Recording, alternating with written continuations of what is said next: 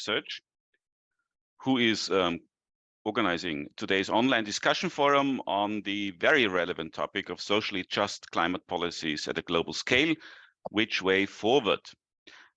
As some of you might know, each year my organization ÖFSE, that's the German acronym, Austrian Foundation for Development Research, publishes a report which consists of a thematic section as well as a section on Austria's development cooperation policies and financial flows. The thematic section of our 2022 flagship report deals with the issue of global cooperation in a post-pandemic world. That addresses what I would call a central dilemma that we are confronted with, which is that on the one hand, the world needs more global cooperation in the fight against, multiple crises, while on the other hand, the political willingness to cooperate is threatened by the resort to things like geopolitics, conflict, and other rather troubling developments.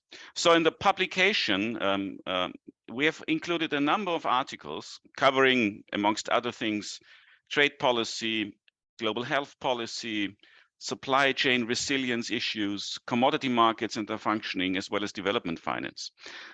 Last but not least, obviously, one article by Jan-Christoph Steckel and Farah Mohamzadeh Valencia, who's with us today, discusses how to tackle the climate crisis. Some commentators have called this crisis the mother of all crises. And this particular urgency of the climate crisis has also motivated us to focus today, in today's conference, on approaches to promote climate justice at the global level. While individual countries such as the European Union are trying to implement some kind of decarbonization policies internally, global cooperation, we think, to promote decarbonization and to promote also a general process of a socio-ecological transformation are not advancing quickly enough. And that is certainly a very topical and urgent thing to discuss what we can do to promote this kind of global cooperation towards what we call a climate justice agenda. So I'm looking very much forward to today's discussion and thank our panelists for participating at our event. And let me conclude by also thanking my colleague Margarita Langthaler, Senior Researcher at ÖFSE, for coordinating the thematic section of the report. If you're interested in the report, you can find it on our website. Otherwise, I wish you a very interesting conference and give the floor to Karin Kübelböck, Senior Researcher at ÖFSE, who will moderate tonight's discussion. So thank you, and I look forward to our debate. Welcome to everybody as well from my side. I'm very happy that we are going to discuss this very timely topic of climate change and global climate justice with a panel of very distinguished speakers today, and I'm very happy that you will join our discussion. Just a few words about the context of our discussion. As Werner said, the assessment report of the IPCC, the Intergovernmental Panel of Climate Change, was released last week. And I think our discussion cannot be more timely because the report says that we are in a crisis of our own making. And that especially developing countries and small countries in the global south are suffering climate change disproportionately. The IPCC report also says that there is still time to act, but we have to act very urgently, and governments are not acting at the speed that is necessary to reduce greenhouse gas emissions. So there's a very high urgency, and this requires global leadership, and everybody will look, especially also at the G20 summit, as 3/4 of global greenhouse gas emissions are coming from rich countries. But what is also new in this report, that for the first time there has been a long debate on the different roles and responsibilities of different countries for those greenhouse gas emissions.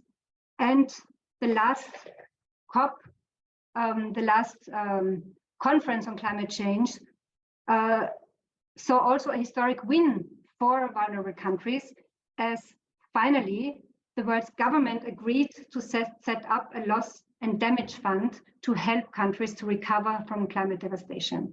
And it is interesting because there was also debate about compensation for climate, for the climate crisis, but the fund and the debate is not called compensation because this would be an even bigger responsibility that is recognized, but it's called loss and damage fund, but it's already recognized as a progress to recognize the role of rich countries in the global climate crisis and in the fact that vulnerable countries in the global south are bearing most of the costs. So this is the debate that we are going to have today.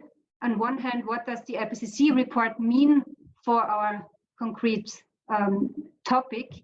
And also, how can we understand global climate justice, and is what the IPCC report says, and especially also what the Paris negotiations say, is this already enough for dealing with global climate justice, or what else is needed in order to have globally just climate policies and to fight against the climate crisis. Well, we have a very interesting panel today, and I will first present to you the speakers of today that you're already seeing. We have Rana Haynes. She's Director of Climate Analytics Caribbean and team lead of the Alliance of Small State Islands. She provides strategic, technical, and diplomatic advice to island states in the climate negotiations, so she's a very experienced negotiator as well. And she's also training officials to participate in the UN climate process. So, for instance, she currently supports the Regional Climate Justice Alliance of non-state actors who are developing a regional approach to just transition. And also she supports regional governments to draft model climate legislations and just transition policies. So you're in the center of the discussion about just transition and just climate policies. I also would like to present Sarah Mohamed Valencia. She is a PhD candidate at the MacArthur Research Institute on Global Commons on Climate and Climate Change. And her research focus is on understanding public perceptions of climate policy in low and middle income countries. When we have also, there was also a vote recently in Berlin about climate neutrality. So public perception is also very important in the global north, but also, of course, in other countries. So you're dealing with understanding public perceptions in climate policy in low and middle income countries. And she's dealing with different effects of carbon pricing on different income groups or between countries. So also a very timely topic, because carbon pricing is always seen as one of the key instruments for fighting against the climate crisis. And I'm also happy to present Gertrud Wolanski to you. She is a senior advisor on climate issues at the Austrian Federal Ministry for Climate Action, and she has been working on different aspects of climate change for almost 30 years. There's a lot of expertise and experience in the topic of climate change and also in negotiations. She's the coordinator of the EU Group of Finance Experts, and she's co-chair of the Standing Committee on Finance under the UNFCCC. So we have three very distinguished experts, and I'm very much looking forward to our discussion. And I would start with Rana, asking you on the one hand, so I mean, I imagine you've been very busy. All of you have been very busy with the publication and the release of the report last week, and I think media attraction has was quite intense, and media attention was quite intense on the whole climate issue. So what are your main takeaways from the IPCC report for your region and for a global climate justice perspective? Good evening, colleagues. I think it's 5 p.m. for most of you, or good day to everyone. It's a pleasure to be here. I think this is indeed going to be a very interesting discussion, and it's definitely very timely. In terms of the IPCC report and what it says and the implications for climate justice, I have to say that from a personal perspective, this is one of the most alarming IPCC reports that I have ever read. I mean, we did know what was coming based on what we saw in all of the working group reports. But I think in the first instance, the IPCC has to be commended for how cogent the messages are in this report, even as they convey to us, I guess, news that is a mixed bag. So as you said, Karen, we do have time, but that time is vanishingly small. So I want to highlight maybe three main takeaways that I had from the report. The first, and this comes from, I think it was the very first SPM diagram that shows the lifespan of people in different generations and the impacts or the extent to which global warming will affect them, or the amount of global warming they will experience. And that was really striking for me because it clearly illustrates that some of the people who are going to face, you know, very, very, very high temperatures of warming on the current trajectory have already been born. And, you know, we have been speaking about this crisis in terms of what it will mean for future generations, but it's not actually about future generations. It's also in this moment about generations now who are facing the most dangerous impacts that are already on the horizon. Even in the lowest impact scenario in that figure, we live in a red to orange world. And that to me was quite striking. The second focuses on the choices and the fact that the choices and the actions that we implement in this decade will have impacts even maybe for thousands of years. And that to me was also quite a striking message, even as we, you know, grapple with the multiple and interrelated crises, even as we grapple with a very difficult geopolitical situation where it has been challenging to maintain focus on the climate crisis. We're faced with this knowledge that the choices we actually make now will reverberate for thousands of years. And I'm not sure that message is adequately appreciated. And the final one has to do with this question of time and, you know, the options that we have, and the fact that the longer we wait, the less options will be available to us. I was in the Marshall Islands week before last, and, you know, they are developing their national adaptation plan and discussing options that they have, understanding that their range of options may be limited, but they are keenly interested in giving themselves options. And for a country like that, it's very clear that the longer we delay, that range of options that they are hoping to have for their people, for their survival, for their entire civilization is going to drastically decrease. So those are the three main messages I would say that I take away from the IPCC report. In terms of the impact of this, and I don't know if you wanted to come back in, Karen, or should I continue on? Yeah, no, and yeah, what kind of impact does this report have on your work, and does it support what you're doing, and how would you assess the discussions on the global climate justice and on your perspectives that you bring into the global climate negotiations? Yeah, so the report highlights that there is a major disconnect between what we're talking about at the global policy level and what is actually required of us according to the science. Global climate justice, for me, we don't have necessarily an agreed working definition, but there can be no climate justice if we are not protecting the needs of the most vulnerable. If the most vulnerable are not being protected, if they are being exposed, then there is no justice in the decisions that we make, in the policy frameworks that we put in place, in the actions that we take in order to address this crisis.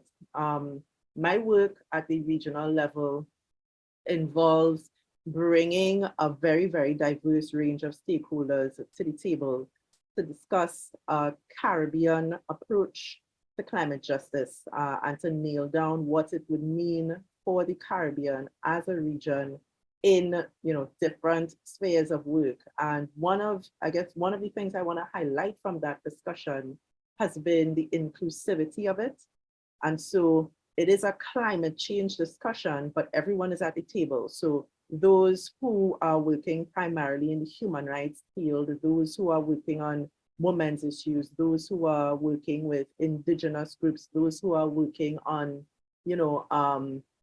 more governance related issues, the right to information, the right to public participation. These are in addition to individuals who are working on adaptation issues and working more in the climate change space. And the discussion, and also including as well, participants from the labor movement as well, from academia. So the discussion from the very beginning has been a very inclusive one, where we have been able to look at the issue in an intersectional way, picking up on the different needs and priorities of different groups, but trying to understand where and how we can work together to forge really a common agenda that would then inform the approach that governments take when they go out into the global discussion. And I think that this inclusivity is something that we do not do very well at the international level. We still have to have a discussion around who gets to be at the table, who doesn't get to be at the table, even in the context of the upcoming discussions on the transitional committee for the establishment of the loss and damage funding arrangements and the loss and damage fund. It's an open question, what role civil society will play, whether or not human rights issues will feature. All of that is still somewhat on the fringes of a discussion where it actually possibly should be quite central. So maybe, and my last couple of comments here in terms of the differences between what's happening at the international level and what we are doing regionally and what should be happening in maybe a more ideal world, would be that need for more inclusivity, and would also be, I guess, the need for us to be able to address these issues in a more direct manner. As it is, we are not discussing climate justice in the global discussion. It's not a topic in the discussion. It's the large pink elephant in the room that is, having an impact on what is being said and how it is being understood. But for the most part, it's still kind of judged as a fringe element to the discussion. More central to the discussion is the protection of national positions, the protection of countries from what they term as endless liability, the protection of vested interests. That's really what's more, I guess, from my point of view, central to the debate, because if these things were not the things that were actually central to the debate, then it would not have taken us 30 odd years to get to the point where we could actually discuss helping countries to deal with the actual loss and damage that is resulting and will continue to result from the climate crisis. So I will probably leave it there. Thank you. Yeah, so thank you. So you're saying there is still a lot of pink elephants in the room that nobody's talking about, but at least you would say is it a progress that at least this loss and damage fund has been at least on the table, and that now you can kind of continue the discussion and enhance discussions on this? Yeah, definitely, it's a step forward in the right direction. But I will tell you that there are a number of countries that are still very unhappy, deeply unhappy that decision was taken at COP27. And I'm not sure what we can expect this year in countries actually leaning forward into the fact that, okay, the decision has been taken and we now need to work together. I think that there is still going to be a lot of maneuvering and positioning for countries to try to focus away from the actual fund and look more into other funding arrangements and kind of recreate the discussion that we've been having for the past 30 years. So it is a step forward, but we are still doing a bit of a tap dance on this. And I guess we'll see where we end up at the end of the year. Yeah, I guess it's what you always see in lots of discussions, that many good ideas are then in the negotiations watered down until they're almost unrecognizable. And it's also interesting that you hear that you think there is a disconnect at the global policy level about between what is really happening and what is being discussed, and also your quest for inclusivity. And it's interesting because I'm currently in a project about just transition. It's in Europe, and we're looking at two different aspects of justice. One is distributional justice, so who pays and who wins, but the other one is also procedural justice, which means who is involved in the discussions. And I think this is many times the second aspect of justice, who really can talk, who has a voice and who can decide, is not often taken into account. And maybe then I'll first give the floor to Farah, but then maybe Traudi, you can also say something about your perspectives of who has a voice and who is integrated in the discussions and who can take decisions. Yeah, thank you a lot for these first thoughts, Rana. I would hand over to Farah also to tell us what are your takeaways from the IPCC report related to your topic. You're working on a very important topic, which is carbon pricing. And we also thought when we met to prepare this event that maybe lots of people, they know the word carbon pricing, but maybe they don't know how it really works and how technically it will work, and who will benefit from carbon pricing, who will pay it. So first, I would also ask you what are your main takeaways from this report, also for your work that you're doing. One is public perceptions, and the other is carbon pricing. And then to explain us a little bit more, what are the current discussions about carbon pricing and what you think would be effects and what would make sense? Thank you so much for having me. As Karin said, my name is Farah Mohammed Sada Valencia. I'm a PhD candidate at the MCC in Berlin. And yeah, I'm very much focusing my research first and foremost on public perceptions and public opinions of pricing policies or climate policies. And in this instance, looking much closer at pricing policies. And so from the most recent IPCC report, when I'm looking at, since the policy I'm focused on is carbon pricing, my personal definition, and it's not just my personal, some people are very strict with their carbon pricing definition. They look at a carbon price as something that explicitly puts a price on carbon emissions.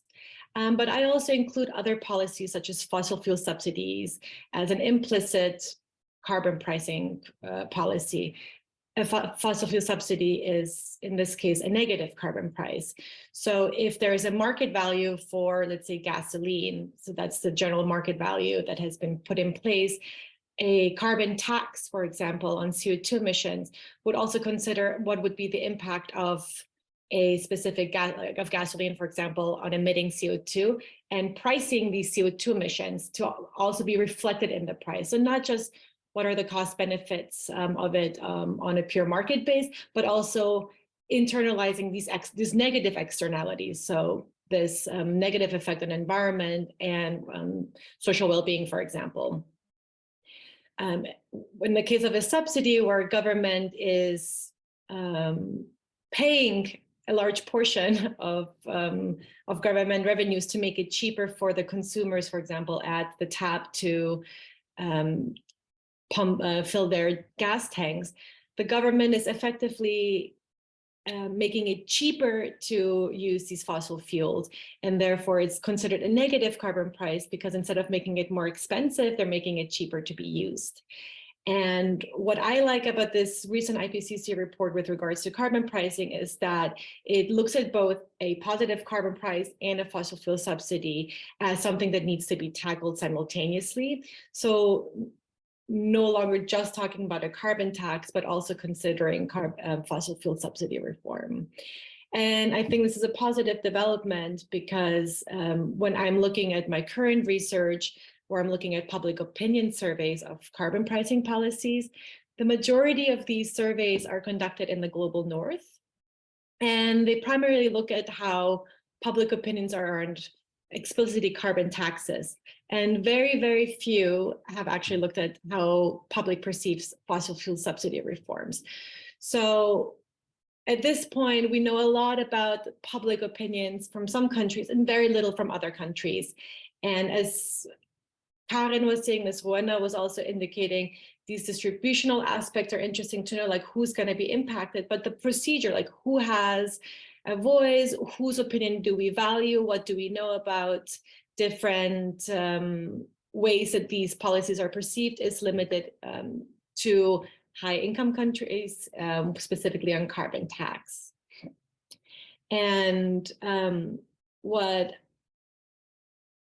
is interesting in certain countries, let's say in Latin American countries, when there's an invitation by the government, if the government is implementing some sort of fuel price increases, it has, for example, in Ecuador, had quite obvious repercussions, publicly speaking, because there were protests against it.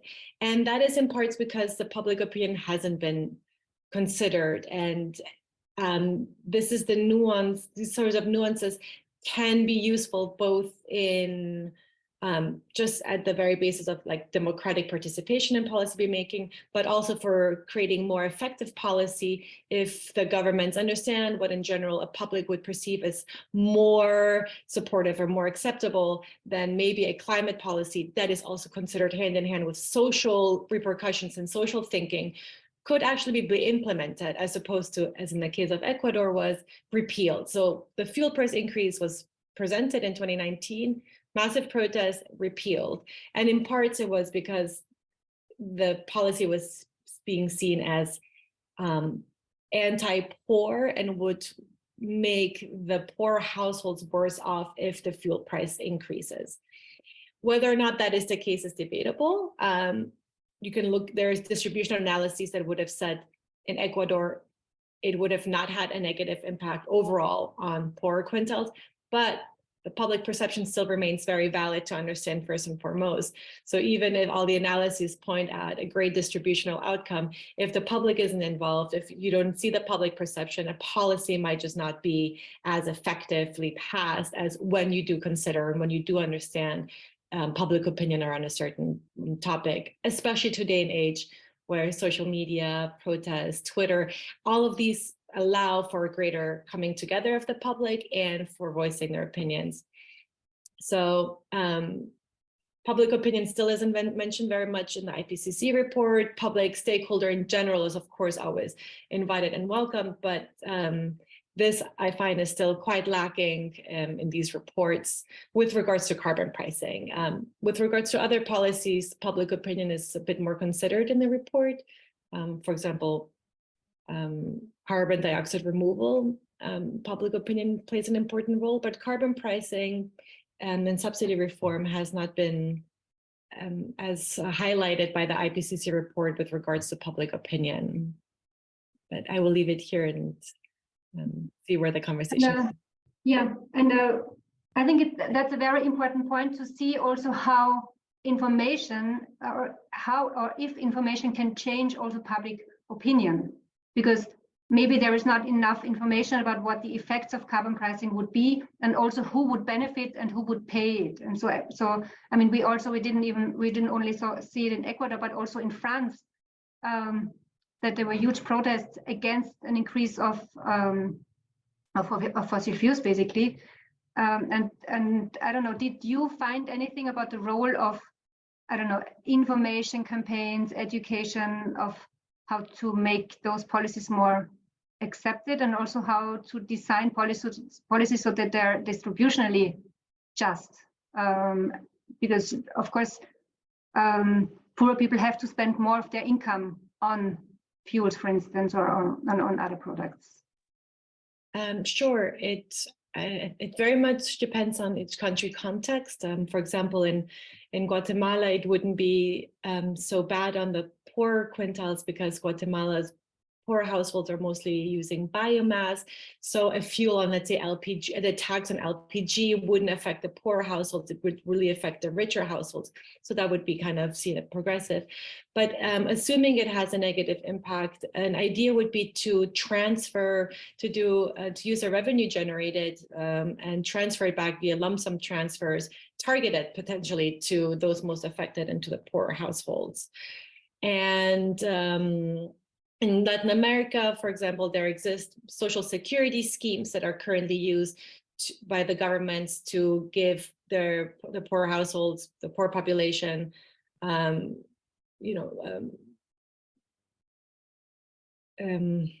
kind of blanking, sorry. Schemes already help poor households to receive social security, for example. So should there be a carbon tax or fossil fuel subsidy reform and you want to compensate, the idea could be that you could use existing distribution schemes and transfer this money via these already existing schemes. So that could definitely target a part of the population.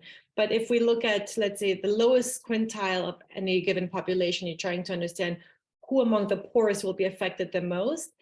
Sometimes the poorest do not benefit from existing schemes. So maybe still poor, but less so poor people might have access to these distribution schemes, but it wouldn't necessarily benefit really the most vulnerable populations.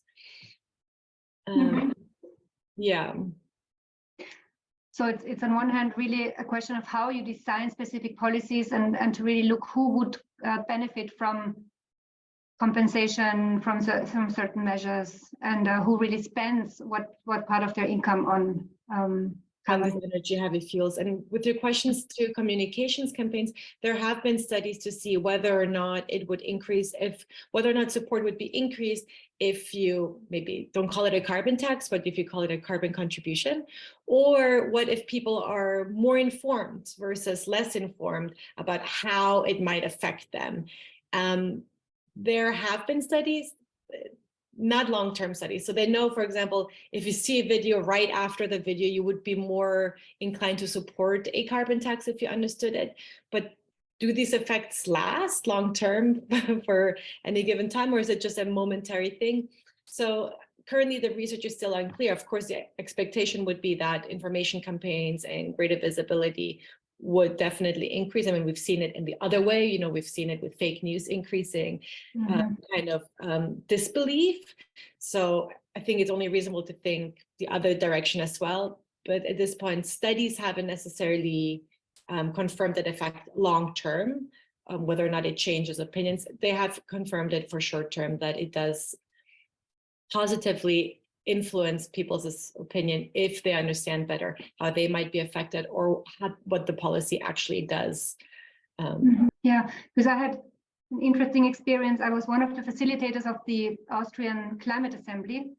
And it was actually amazing what happened to the people who there were 100 randomly chosen people, and there were 6, they had time for over 6 weekends to discuss climate policies.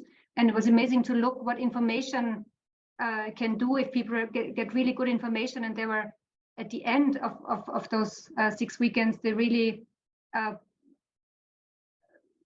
compiled about 90 concrete demands that were going much further than what the government would have thought that citizens were able to do. And the same happened in Spain, the same happened in many other countries. So I think this, how do you inform a public in order that certain measures are accepted is a very important topic to also talk about. Yeah, so thank you very much for your thoughts. There were already, I think, a lot of points where you can come in with your experience and expertise. But also, first question to you: how has this IPCC report? What are your takeaways from the report, and how does it affect your work and your topics? Thank you, Karin, and also thanks to the 2 speakers before who have given me a lot of food for thought just now. And on the IPCC report, I wish I could say that it will change the negotiations or the work that we are doing on Austrian policies. I'm afraid it doesn't. This is the 6th assessment report. And we have seen the reception of the reports before. There will be scientific discussions also in the negotiations, no doubt, and that is a good thing. But I have yet to see that it really would influence the outcomes of negotiations. I mean, I'm sorry to be so cynical about it, but we have had 5 ARs before, and if people, not people, negotiators are doing what their governments tell them to do. Let's be clear about that. If politicians all over the world had listened to what these reports said, we would be in a very different world from what we are. The AR6 has reconfirmed things, has made the messages stronger, has made the messages, to me, more frightening. The effects are much closer than we thought before. But this is what happened with every report. The messages became more urgent, more frightening. And with a few, maybe a few exceptions, there has never been the big jump after such a report. Of course, everybody talks about it. Everybody agrees how urgent action is. And we will agree that in speeches and statements again and again. But I fail to see the action. Thank you for this assessment of yours.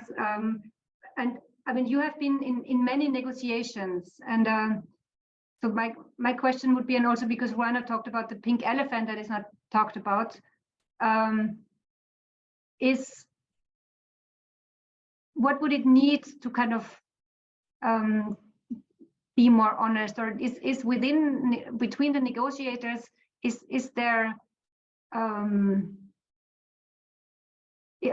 awareness of the urgency, and then they are not able to kind of bring in what they want to bring in, or is it, or are national interest and vested interest so dominant that it's not even a topic within the negotiations, that it's much more urgent and much more has to be done than what is coming out? I think the word urgency is the most used, one of the most used in the negotiations. But everybody has their own interpretations of what is urgent now. When some say we need to take urgent mitigation action, the response is usually happy to do so. Yeah, where's the finance? And from the other side, yeah, the urgency for adaptation, because we are not coping well enough with mitigation. Again, where is the finance? So this is, you know, it's for me, it's like the balances of a scale. And nobody is able to move that much. We are moving, yes, definitely. I know that one of your next questions will be about how to promote climate justice. What about the L&D fund? But I think that overall, we are not moving quickly enough, neither in the negotiations nor in the real world. And I would like to make that clear. there is a distinction. So UNFCCC can only do so much in terms of making decisions and showing pathways, but the action has to happen on the ground, and it has to happen not only at the government level, of course, there, but it also has to happen at the company level, at the investors level, and at the consumers level, and at the producers level. And there, yeah, overall, it's just not enough. And the IPCC says it's still doable, but we have to do it now. And that's the hurdle. It's just too slow.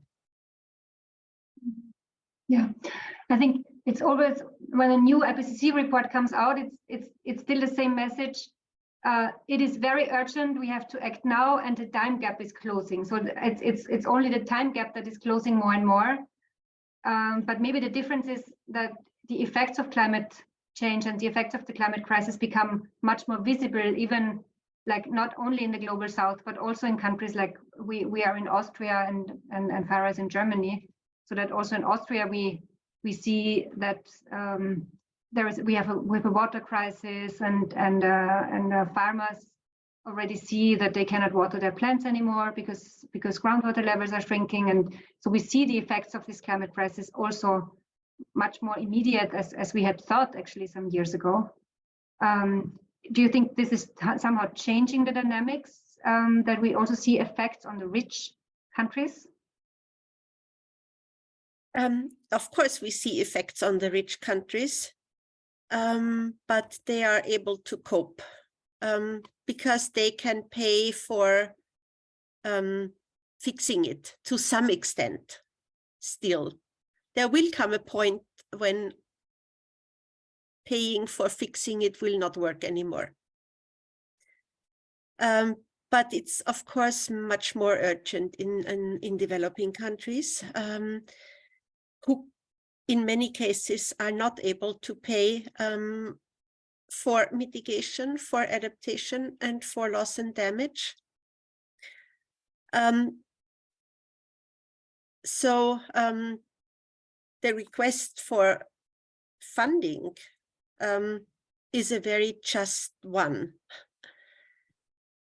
The only question is, where does the funding come from? And this is what is also at the core of our discussions in the UNFCCC. Who is paying for what? Who can pay for what? And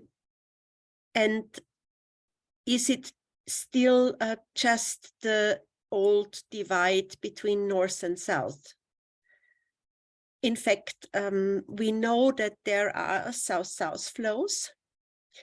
We know that we have agreed on the Article 2.1c in the Paris Agreement, saying that global finance flows have to be made compatible with the climate goals.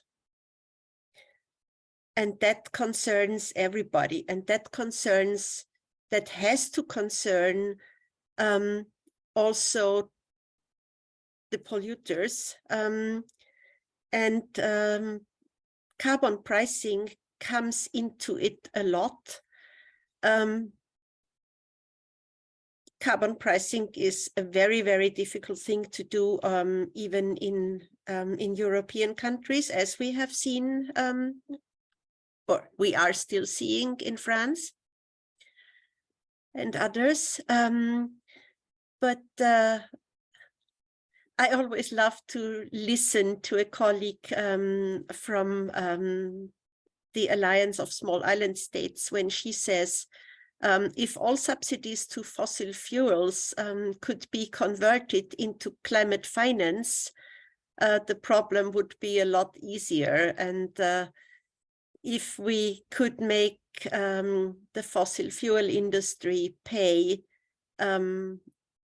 for the effects, it would make things a lot easier. And that's only a part of the picture.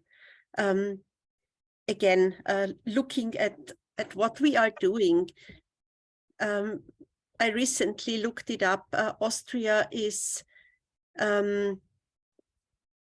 our per capita carbon footprint is not that bad. It's not good, but it's not that bad. But only if you look just at what we are doing on our own territory. If you look at the trade, the imports, the things that we, the emissions that we cause by doing what we are doing, importing soy from Latin America, importing €1 t-shirts from Bangladesh, you name it. I think we also have to look at these connections and these linkages. Thank you so much. Ruana, so there was already one suggestion from how to achieve more global climate justice, to convert subsidies for fossil fuels into climate finance. What I mean, if you could, if you were the head of the IPCC, the COP negotiations, and you were asked, you really now need to introduce global climate justice, what would be the most important steps that you say you would have to take, or countries would have to take, or societies would have to take? Oh, well, that's an interesting question. Claude, I could tell you the head of the COP negotiations is in the hands of the parties. And wouldn't necessarily be free to come up with their own approaches unless there was buy-in from parties for those approaches. I would say that, you know, in spite of the fact that things have been headed in the wrong direction, there are still areas in the discussion that we can use to be able to have, I guess, a real reckoning on the issue of climate justice. So in that sense, there would be no need in my mind to reinvent the wheel, so to speak. We do have inroads that can be made. The issue is really one of what are the parameters of the discussion. It's not necessarily that we need to bring this new agenda item, because as I said, it is informing what parties are saying. The pink elephant is there sitting in the room with all of us. When we discuss, for example, loss and damage, when we discuss climate finance, as Chowder set out, we will be having a more focused discussion this year on the just transition. So I expect it to come up there in a very big way, and what it would take for a just transition to happen globally. Looking at, you know, what the elements of that are.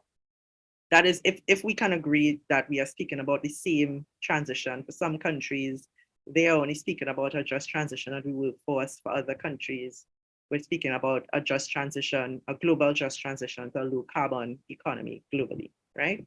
So if we can agree that that's what we're talking about, then we have to grapple with what that entails. And we have to talk about where the trade-offs are. We have to talk about where more support is needed. We have to talk about, you know, who is going to provide that support in areas where it's going to be needed. One of the frustrating things about the global climate process is that we spend so much time protecting vested interests that we, you know, are only ever able to make incremental progress in this global cooperation that we've set up to try to address this issue. And we know that what we need is transformational progress, but we haven't actually set ourselves up to be able to achieve that. Instead, what we see is that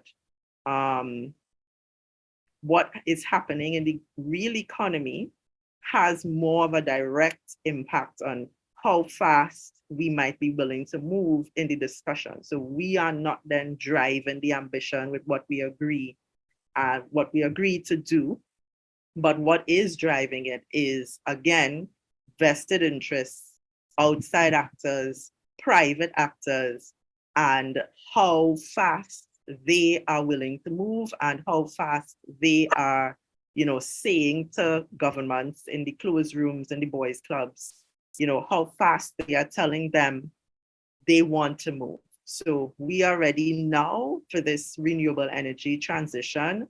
We need to be able to corner the market in these areas. The transition has to happen now for some actors. Other actors, we're not ready as yet. We don't have enough of the technology that we need. We need to slow this down until we can ensure that we have the kind of market share that we need to see in order to make this profitable. So there is this whole back room, maybe it's not back of the room, maybe it's the front of the room, maybe this is the front of the room. There is this whole discussion happening in the front of the room that is informing how quickly we can make progress in the back of the room, and that is informing the parameters of the discussion that we are having in the back of the room. And in terms of how to break that, I would say we have maybe the best chance that we've ever had at this point in time to be able to bring those rooms together, or at least more in alignment, or at least to have a bit more of an acknowledgement of how those rooms are impacting each other. We have an incoming COP presidency and an incoming COP president that comes from the other side of the line in terms of he comes from a particular room, and he understands the rules of that room, and he's now in the global climate policy room.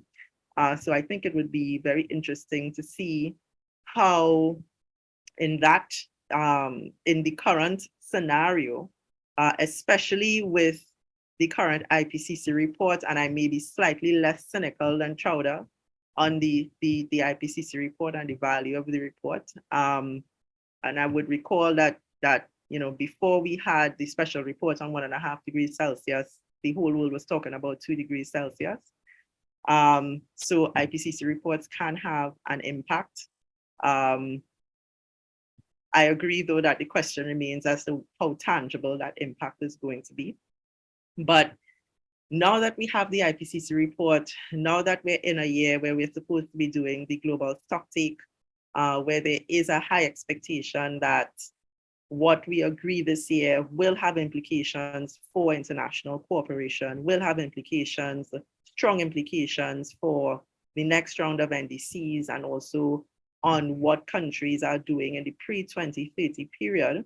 And we have a COP president that is sitting on, arguably in both of the rooms that are informing the parameters of the discussion. I think we have more of a chance this year to be able to make a breakthrough and have some progress. Yeah, maybe I'll leave it at that. Thanks. Maybe you could explain to our audience who will be the new COP president and what his background is. Sure. So the COP presidency is now with the United Arab Emirates. So the next COP, well, the incoming COP presidency. So it'll be COP 28 happening in Dubai. The COP president himself, Dr. Sultan Al Jaber, I think he's the head of the UAE National Oil Company, is it? And he is also the person who will be in charge of the proceedings of the COP. There was a lot of discomfort when he was announced as COP president, but he also has a very strong record in promoting the renewable energy expansion in the UAE. And I guess from the perspective of the UAE, he really, because of his background, he has been involved in global climate discussions in the past, and because of his background, they felt that he was their most senior qualified official to be the person of the COP president. notwithstanding the fact that he does sit as the head of an oil and gas company. So it is a very interesting dynamic, and we to see how it will go. So, Farah, I wanted to ask you in terms of the CO2 taxation, if you could decide on a CO2 taxation that really makes sense in terms of cutting down carbon emissions and also in the form of distributional justice, and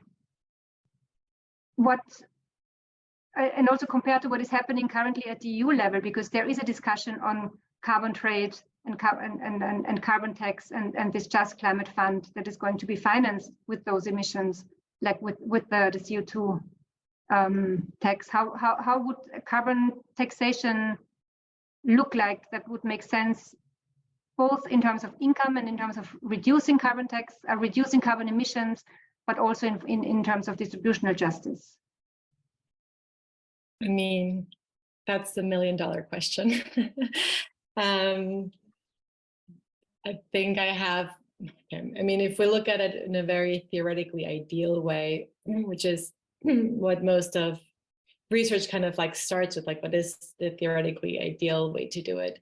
If there was a global CO2 price, meaning every country implements the same level of pricing scheme, let's say $40 per CO2 ton emitted.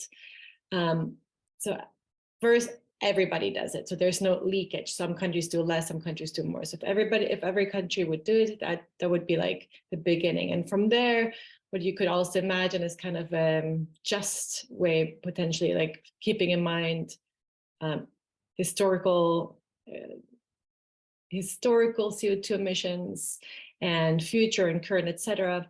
You could also imagine a world where the revenues raised from the CO2, from the carbon tax, let's say in European countries, would then be redistributed to low and middle income countries towards either a specific fund, or let's say call it green spending or green infrastructure, some sort of understanding of how to use these revenue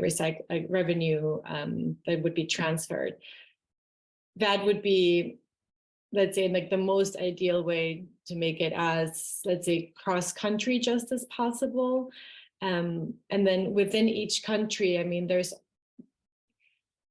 limited capacity, let's say, in low-income countries to really reach everybody that is most affected. But first of all, there is currently still a lack of understanding in the discussion of who is going to be most affected, let's say, in the lowest quintile. We just know that there's going to be differences in how households are going to be affected at a lower quintile. We just don't know which households or why in certain groups are more affected than others. So there's still a gap in understanding anyway. And until we don't know who is affected or why they would be affected, it's kind of hard to come up with a solution that isn't just a stopgap guess. No, but this is a very idealized version, and I liked what Traude said. I mean, the idea of if we just remove the subsidies and the governments would use it for something else. I mean, that's also then understanding, like so many subsidies are currently, fossil fuel subsidies are in place. If only those were used to actually tackle the sustainable development goals, we could maybe reach those, And if we just look at Ecuador, there have been years where the subsidy for fossil fuels exceeded the investment of the government into education, health, and social assistance combined. So it's country by country basis, one. Within country by country basis, understanding how it distributes, but in a theoretical ideal way. It's what I had earlier said about redistributing, kind of in the same concept of loss and damages concept to low and middle income countries. Mm-hmm.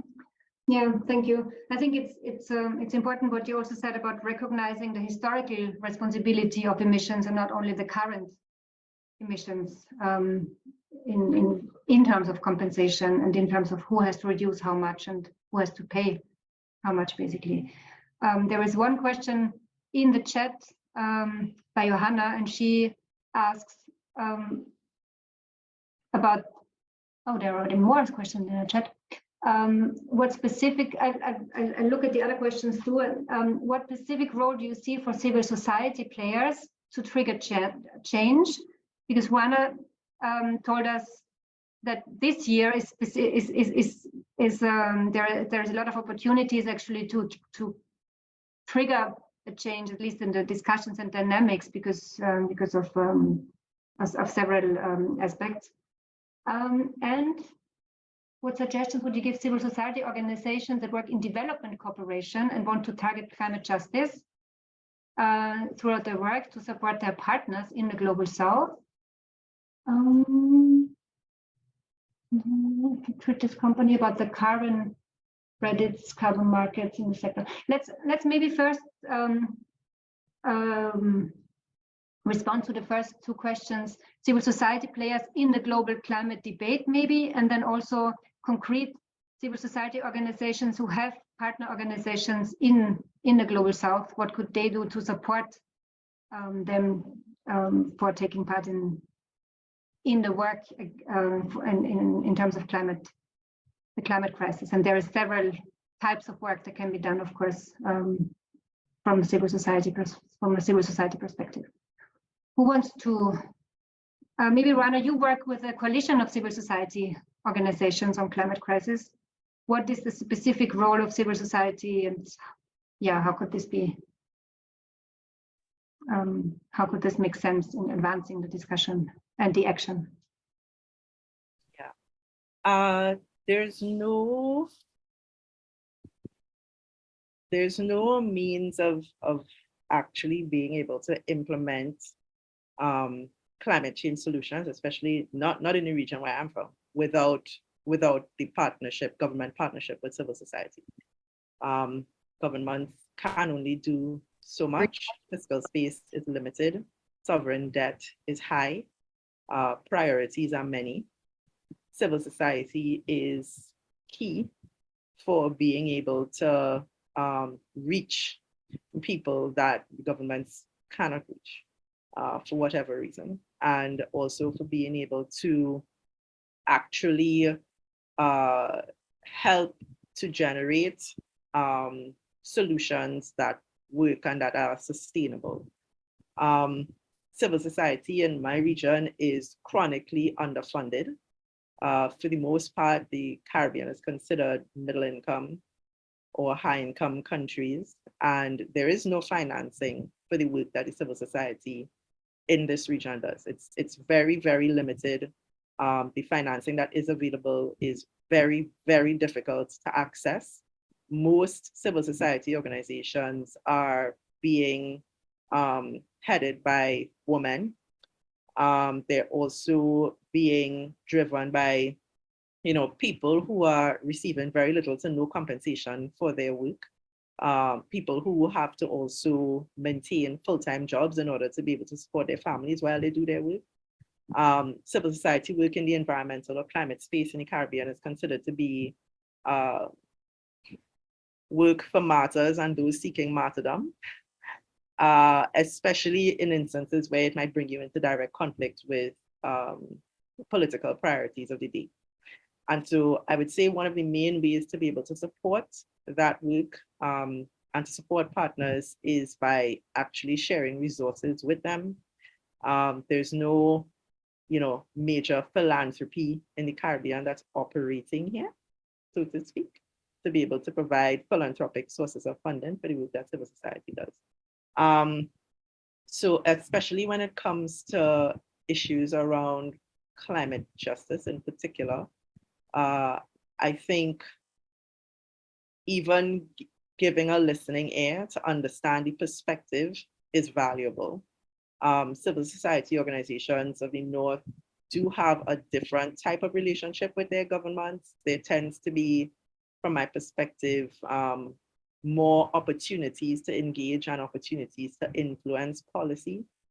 And to the extent that those opportunities can be used to also reflect back views from the global South, I think that's also highly useful, because a lot of the times in the actual climate process, the policy discussion. Again, because we're so busy defending interests and vested interests, we're not listening to each other. And that also contributes to, you know, an inability to actually find solutions and move forward. I just also wanted to comment on this question of losers and who loses. In a multilateral discussion, this is the thing. No one can lose. No one can feel as though they have lost. Once you start to talk about categories of losers, the discussion breaks down, because it's a process where each individual country has essentially a veto, right? Regardless of how we understand consensus, it is possible for any country to block. And so this is also part of the reason why, of course, from an academic point of view and a real economy point of view, we have to talk about trade-offs. We have to talk about who goes first, who goes last. But in a multilateral setting, we have to talk about compensation.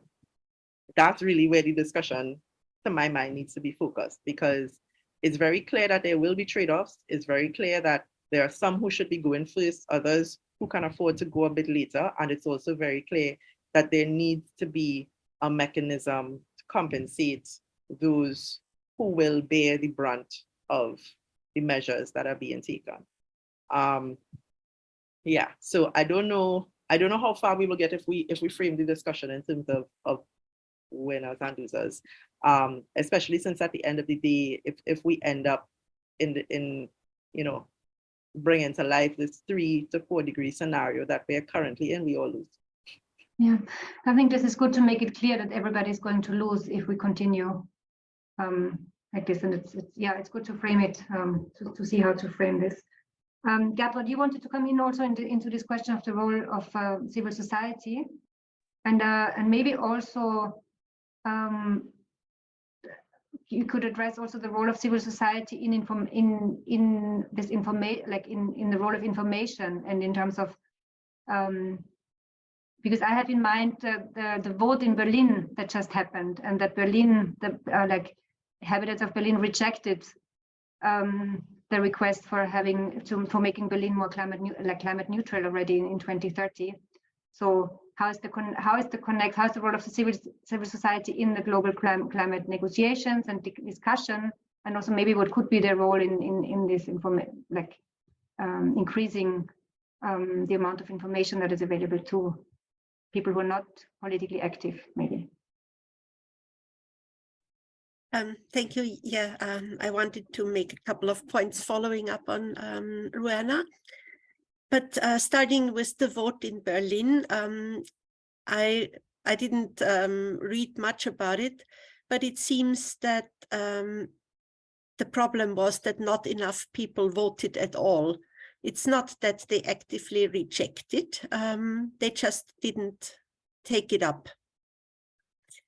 And that's the problem all over, at least in Europe. Awareness does not necessarily lead to action. Going somewhere, signing something, attending Fridays for Futures demonstrations, etc. And of course, we have a probably much bigger problem regarding awareness in the countries of the Global South. Because in Europe or in the Western world, we have all the sources of information. We just have to use them. But in many regions, people don't have these sources of information. They probably see that something's happening to their livelihoods, to their ways of living, but they have no background on what it is, what can they do to change things for themselves and for the communities. and especially a focus needs to be on women. I have a colleague who always says women are the drivers of climate action, and you have to focus on them, and they will do the job. I hope he's right. And by the way, I want to congratulate ÖFSE on an all-woman panel. Thank you very much for that. So I think that we need to focus much more on raising awareness in civil society, getting information across, also in communities and regions where nobody mostly takes the trouble to look at all. And there are many such communities, not only in the poorest countries, but also in middle-income countries, and also probably in industrialized countries. Yeah, and from our perspective, we work together very well with our civil society organizations. I'm honest, again, I don't really appreciate it not getting to a meeting room because there is a demonstration in front of it, but it's their right. And even if it can be a little, uncomfortable, civil society is, we negotiators will not move anything without them. Yeah, thank you. Thank you. Sarah, you wanted to come in into this question of the role of civil society. Maybe you can tell us about what happened in Berlin, because you're living in Berlin, and maybe also to address a little bit what you see as a role of, like, the connects between research and civil society. Sure. I don't know that I can give anecdotal information about what happened and what some people have discussed here in Berlin. And I think it kind of maybe ties in a little bit with what has been said before. When climate policies are discussed in this very specific format of CO2 emissions reductions, and this is what's really put at forefront, like how do we reduce CO2 emissions, and we need to protect the environment. If this is the messaging, I've heard then from friends who are voting that they have, they're voting with difficulty for the climate neutral package because they don't see socioeconomic issues being addressed, right? Like how are people gonna be negatively impacted from these CO2 emissions reductions is not necessarily discussed. It's just, let's reduce CO2 emissions. And I think in general, that's a little bit the reason why I want to do this research on public opinion. It's not just about the CO2 emissions. It's also what Verena said. It's not about just future generations, it's current generations, right? So it's not, if you don't think about it as a package deal, like climate, socioeconomic development all at once, people are going to feel left out, people are going to feel unheard. And sometimes I wonder, do people in Latin American countries really not understand climate change? Or is the reality of survival more important than future CO2 emissions reductions? So what is the topic of conversation at this point? So I think these nuances need to be considered because, yeah, in Europe, by all means, let us consider environmental damages because we have a socioeconomic network that we can fall back on. If you're unemployed, there's unemployment.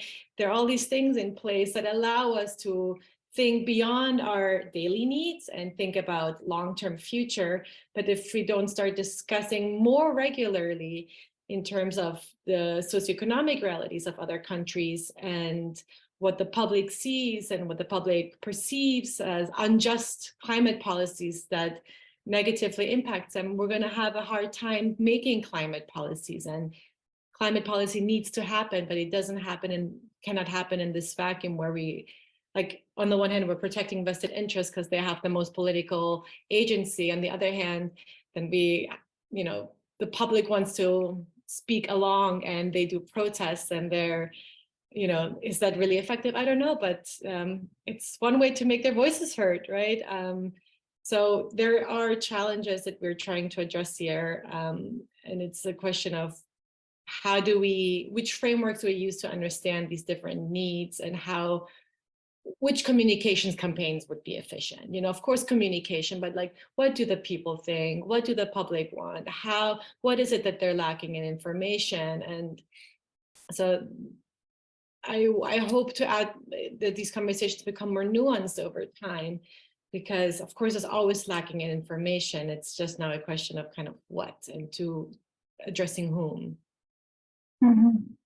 I think that's very important what you're saying. I mean, that there's a lot of research, a lot of technical research done, and there is a lot of money also invested in this kind of research in terms of how to store carbon dioxide or other technical issues, but that there is a lot more research needed also in terms of how to move forward the discussion, how to present information, what kind of effects does the carbon tax have on different quintiles of income in different parts of society. So there is also a lot more needed, like a socioeconomic research to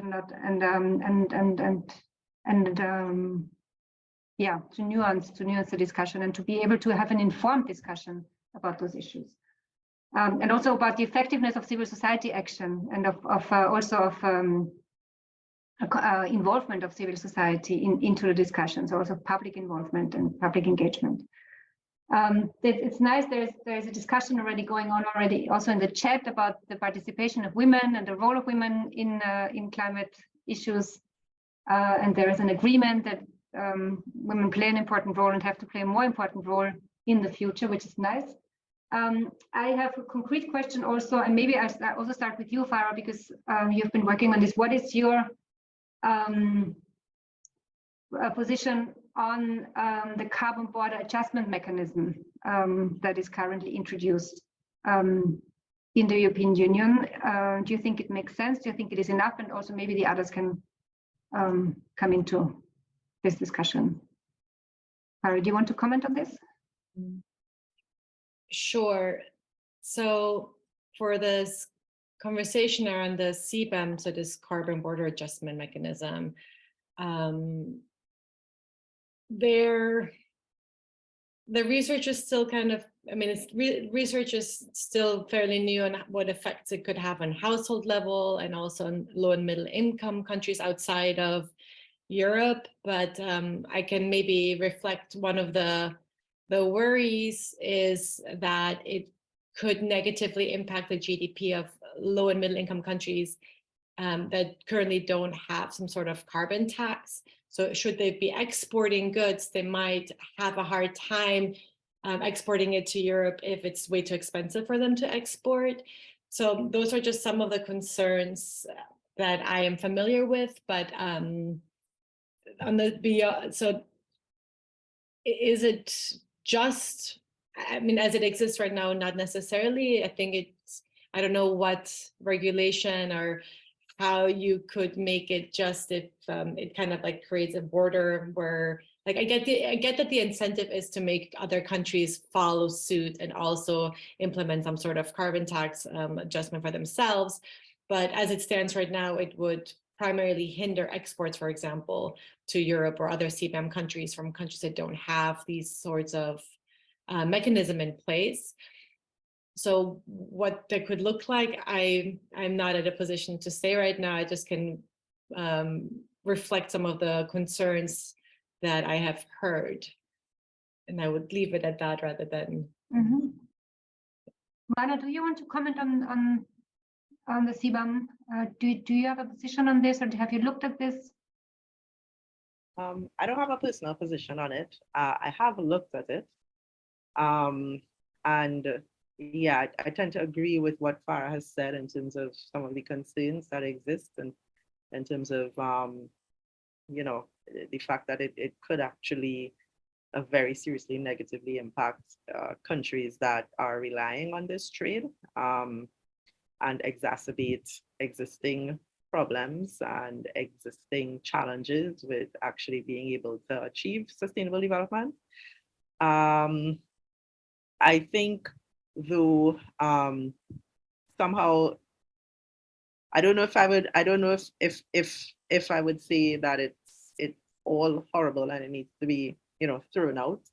I think there might lie an opportunity with measures like CBAM, if alongside those measures, there was also, you know, extended some level of international cooperation to help countries that would want to do so, to be able to implement relevant policies, you know, alongside timeframes and phase-ins, and which I think somehow is a part of it, but not fully developed. I can say that from the UNFCCC discussion, it has not necessarily been well received. But I don't think it will be. I don't think it will be discussed head on there, unless although it might come through in the transition discussion. So we have yet to see whether it will be discussed full on in the context of the UNFCCC. But right now, most countries are focused on the potential negative impact. And I hope that there might be a way to also introduce some positives from the initiative. Claudia, do you have a position on CBAM or some insights? What are discussions on maybe also using it to compensate? I'm not an expert on CBAM at all, so I wouldn't volunteer an opinion.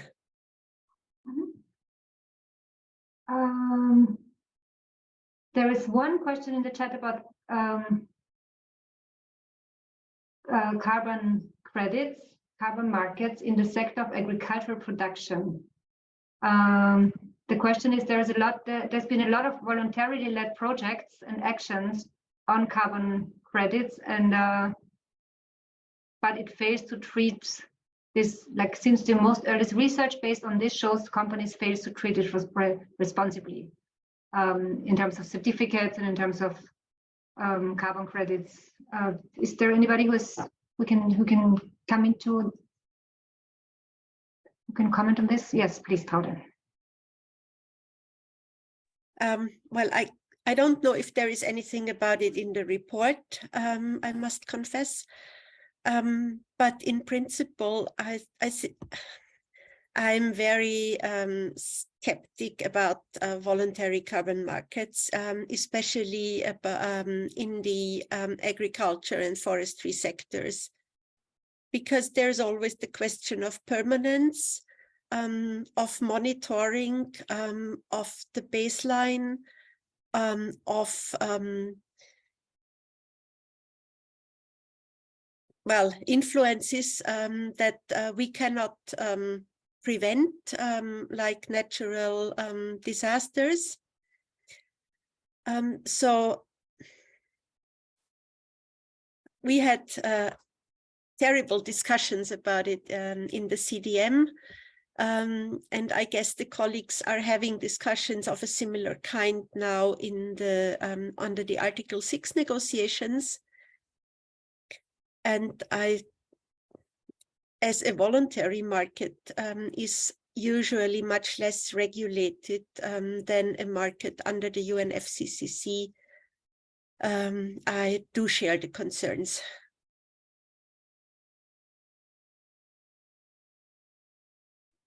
So you would argue for some regulations in this respect, also for kind of a tax or for other mechanisms, but not for voluntary carbon credits. Yeah, but there are some initiatives going on at the EU level, only I'm not too familiar with them. But yeah, I think a regulated market is always better than a voluntary. Yeah, so if there is no more questions in the chat, then I would maybe ask you for a last comment. I mean, I have already asked some of you what would be the next steps from you, from your point of view, what would be important. But given the opportunity that we have in this year, what would you see as important issues to address, as important steps to take in terms of public opinion, in terms of regulations, in terms of voices that have to be brought in? What I've taken away from our discussion so far, it's actually, for me, the key word of the problem analysis is the disconnect. What that Ruana mentioned in the beginning, a disconnect between what is discussed and what is actually important, a disconnect about what is happening behind the scenes and in the front room. Trouder, you mentioned the disconnect between awareness and action. So what is really needed to make people act and not only to be aware. Also disconnect between like the role of women and what role is given to them, basically. Yeah, so this is for the moment my takeaway, to bring the discussion to another level, to discuss about trade-offs and to see how to compensate those trade-offs, to talk about the future, to talk about also how our current actions influence directly what is going to happen in the future. So what do you think, what do you want to give us as, I mean, there's a lot of participants from civil society, and we'll also have a recording of this discussion.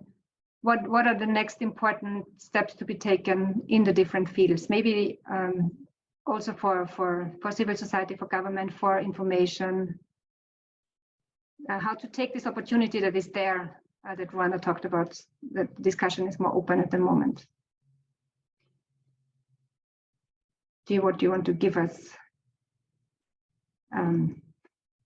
as room for thought and action? Ruana, do you want to start? Maybe I'll start just to get the ball rolling on this. Just going back to the framing, I think my internet has decided to slow down a bit. Can you still hear me well? Mm-hmm. Okay. So just going back to what was said in the very beginning, to frame these discussions, especially as it relates to global cooperation and all of the risks that we have that are undermining global cooperation on this issue. At this point, I firmly believe that what we need is a new vision for international cooperation on climate change, and what that might look like. Understanding that creating a vision doesn't necessarily mean that everyone will buy into it. But right now, what we're doing, as we would say, where I come from, it looks as if we spin in top in mud. It looks as if we are just doing the same thing over and over again and not making any progress.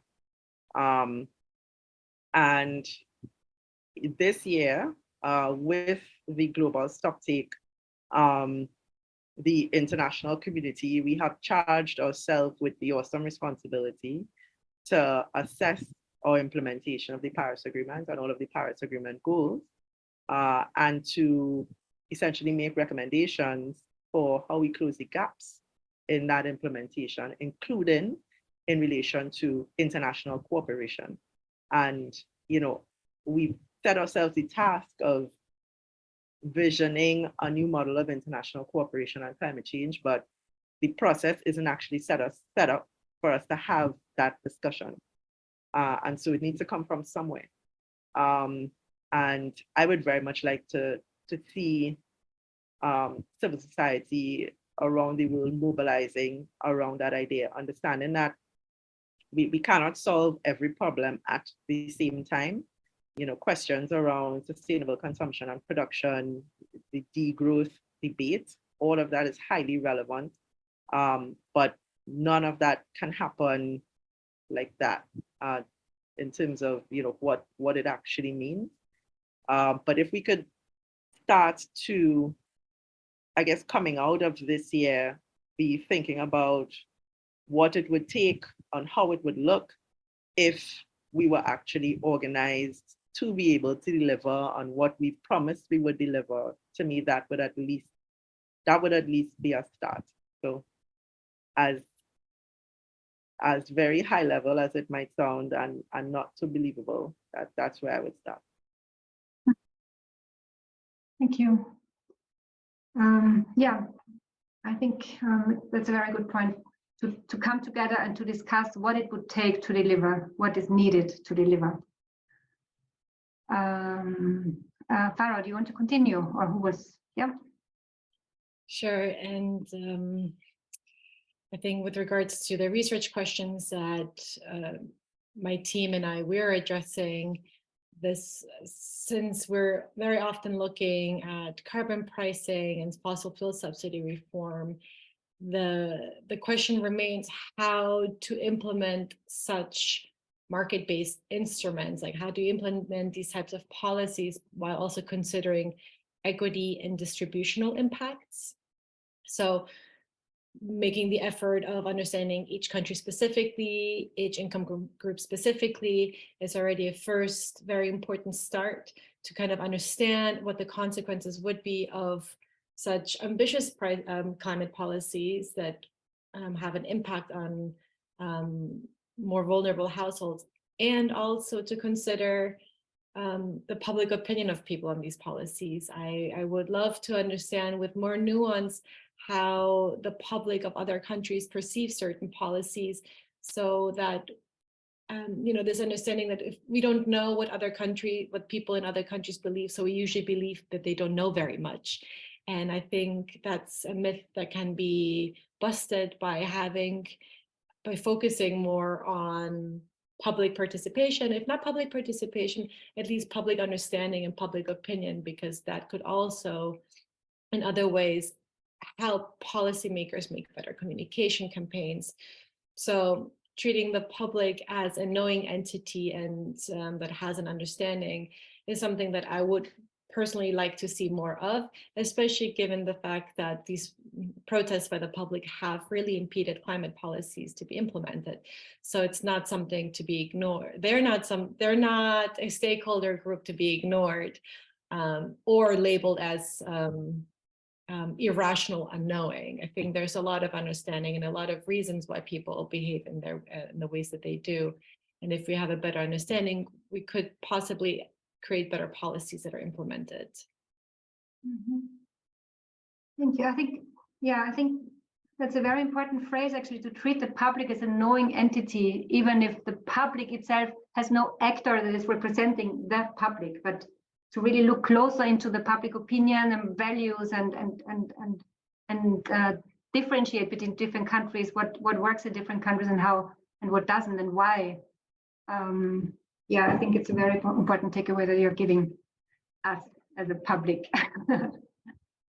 Paula, what would you consider important to advance the discussion and the action? We have a really challenging year in the UNFCCC this year. There are so many parallel processes running. We have the global stocktake, we have the discussions on just transition, discussions on implementing Article 21C on aligning finance flows. We have the transitional committee on the funding arrangements for loss and damage. And my hope is, I'm sorry, that these things will not carry on in isolation, but that we will see the synergies and the linkages and be able to bring things together at the COP to make a full picture and not remain multiplying agenda items that don't connect. And because I think only if we manage to make these synergies in the negotiations that we get the picture of what we should bring to the real world outside, and to be taken more seriously in our messages. So yeah, that is my hope for the rest of that year.